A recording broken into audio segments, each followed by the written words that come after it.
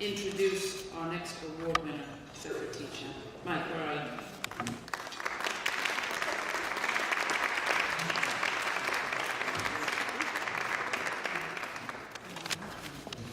It's late, so I'll be brief.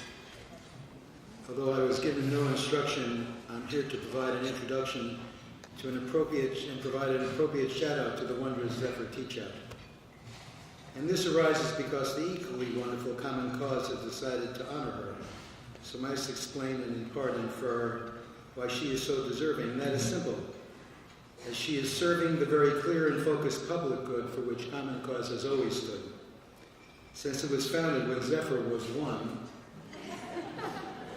and now we know why she is one. We know why and what this is about. To thank Ms. Teachout for all that she has done for honest and frank confrontation about the issues that face our nation. So you may now clap your hands, and yes, you may also stand for the one and only, the never lonely, Ms. Zephyr Teachout.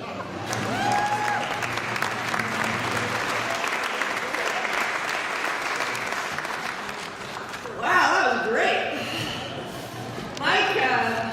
Mike gave me, I just inscribed my book to Mike saying that he got me in all this trouble because he started with Ellen Miller, the Sunlight Foundation, which gave me my first anti-corruption job, and I've been getting in trouble ever since. So thank you for that.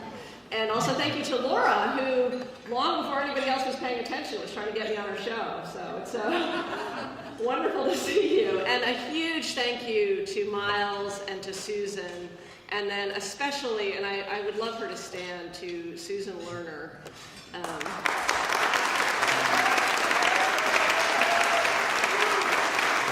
If you want to know why I got 34.5% of the vote instead of 20% of the vote, it's because she lives on my block.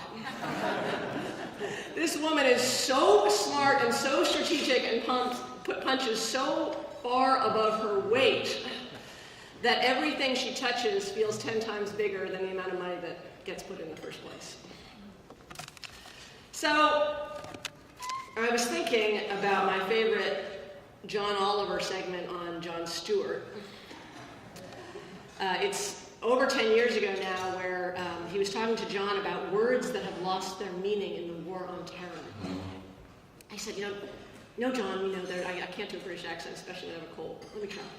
No, John, there's all these people who've lost their lives, but think of these poor words. They have gone out there and given up their very meaning in the war on terror. Words like mission, accomplished, torture. So the reason I think it's such a powerful episode, and I share it with my students, is because so many of our battles are fought at the dictionary. One of the most fundamental battles we have right now is this battle for the meaning of corruption. 5 members of the Supreme Court think corruption only means when there is explicit quid pro quo bribery. 4 members of the Supreme Court think corruption includes those cases where there's influence, access, and where those in public power use that public power to serve greedy, narrow, selfish ends. And because of this difference at the dictionary, we have a difference in our politics. We've had several years now of super PACs and a kind of corruption and corrosion that is a fundamental threat to self-government. So that made me then return to the dictionary on common cause. What is common cause? Well, for the New Yorkers in the room, it was a favorite phrase of George Clinton, the first governor of New York. His correspondences with Hamilton, with Washington, are peppered with reference to the common cause.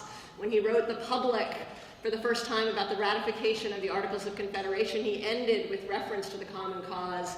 And when he was worried about about Vermont encroaching too far into New York, he said, well, we need to sort of rise up in our common cause to defend against this Vermont encroaching. But the invocation of the phrase it doesn't just have this historical meaning, but it also suggests a way of thinking about the world. It expresses a belief in the mere invocation of the phrase that our relationship each to the other is not bound by just being next to each other, that we as a public aren't just the aggregation of selfish interests, We aren't, as Thoreau would say, a bundle of vain strivings loosely knit together. But we are, in some sense, a common and capable of seeing ourselves not just as individuals next to each other, but as a public seeking something good for our public good together. And then common also has this separate and I think equally powerful sense, which is the vulgar, the ordinary, the non-elite. The commonness that Walt Whitman, who lived in the same neighborhood that Susan Lerner and I do, Fort Greene, who's a carpenter there. Walt Whitman, you may know he wrote his own introduction to his own Leaves of Grass and talked about how this great new poet was the poet of the common man. But he wrote about commonness all the time. He wrote, "The commonplace I sing, how cheap nobility. Freedom, toleration, the common day and night, the common earth and waters, the democratic wisdom underneath, like solid ground for all." So I believe that democracy itself doesn't just rest on individual mechanics, but rests upon this idea of a common good and this trust in the common people, that everyone has genuine value and has equal worth. And the purpose of Common Cause New York, of course, and we're here to celebrate Common Cause, but Common Cause New York, has been to make the machine of New York politics, which has in many ways become very transactional and very broken, actually serve again the people of New York instead of the wealthy elite. Obviously, I'm not the only one to think of common and uncommon. I was hoping I'd be the first on this, but what is uncommon about Common Cause, and what I see is something I was referring to earlier, which is that it takes actually relatively few resources and makes extraordinary things happen. I see that in New York all the time, and it does that through a kind of artistry, a kind of vision, a willingness to be strategic, a willingness to be poetic, a willingness to sort of many times imitate the movie The Sting, where you act a lot bigger than you are. Anybody know the Paul Newman movie I'm talking about? Right. Build the casino, and then maybe you can do something about changing the power structure.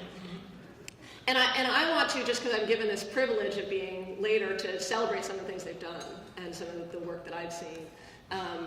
Common Cause New York got every single editorial board in the state on board with our redistricting vision, which is amazing. So that by going through board by board, it became a public issue, something that had not been a public issue. Common Cause New York was a hammer in the creation of the Moreland Commission in New York State, in the setting the standards for the Moreland Commission, and then in speaking out when the Moreland Commission was prematurely closed. And with that, actually created a great opportunity and platform for more reforms.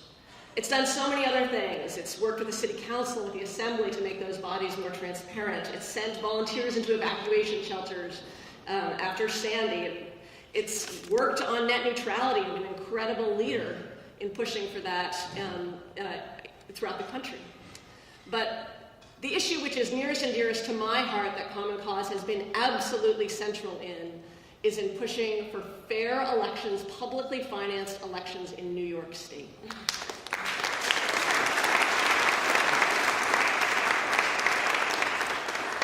If I could wave a wand today and overturn Citizens United or have publicly financed elections in every election in the country, I would have publicly financed elections in every election in the country. Because the fundamental, and I'd like to overturn Citizens United too, don't get me wrong, I wrote a whole book about it. But the fundamental, toxic, broken part of our system right now is that we have privately financed elections.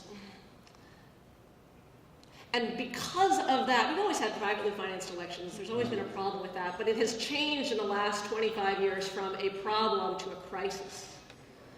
In 1990, Congress members spent 2 weeks a year fundraising. So yes, they listened to the wealthiest donors, and they probably took their concerns more seriously. It was a real issue already. But now they spend 30 to 70% of their time fundraising. So it has turned from a challenge to our democracy to a cage. Candidates are born inside the cage created by their donors and are not free to speak, not free to write interesting limericks, not free to express interesting ideas because they're already so limited by private financing system.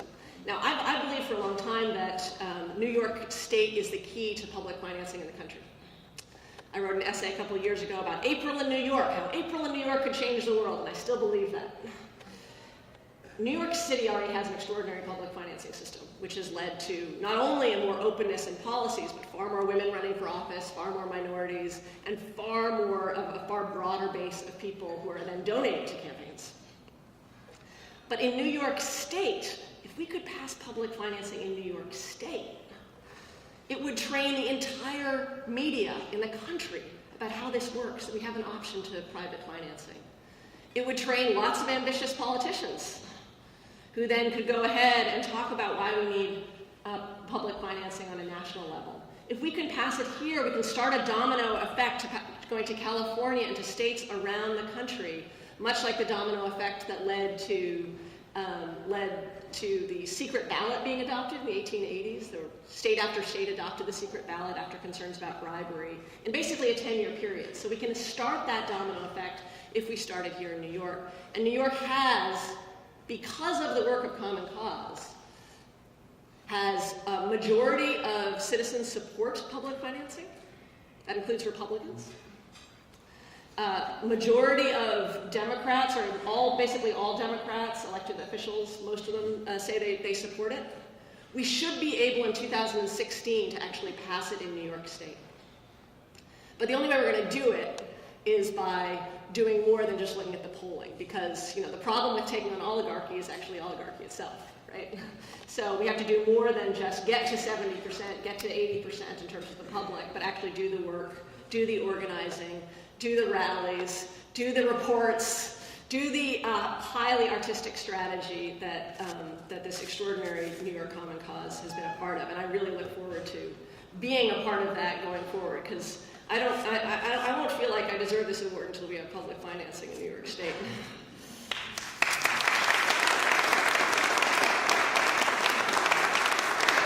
So it's so funny, Mike, that we both ended with poetry, but I can't help it. So I'm going to end with, one of the things that I see Common Cause as representing, and something that's very important to me, which is a way of understanding how we relate to our own history and how we relate to our future. I think of myself as a Langston Hughes patriot. So Langston Hughes talks about, let America be America again. Let it be the land the dreamers dreamed. America was never America to me. And I think it's such a powerful poem and a sentiment because it demands of us both to take the best parts of our history and the best parts of our ambitions and then not be sentimental about the worst parts of our history. So that we pull out the best parts of our dreams without ever saying we've achieved them. And Hughes then goes on to talk about corruption. Out of the rot and ruin of our gangster death, the rape and rot of lies and stealth and graft, we the people must redeem the land, the cities. And I promise you, he says, America will be. Thank you very much.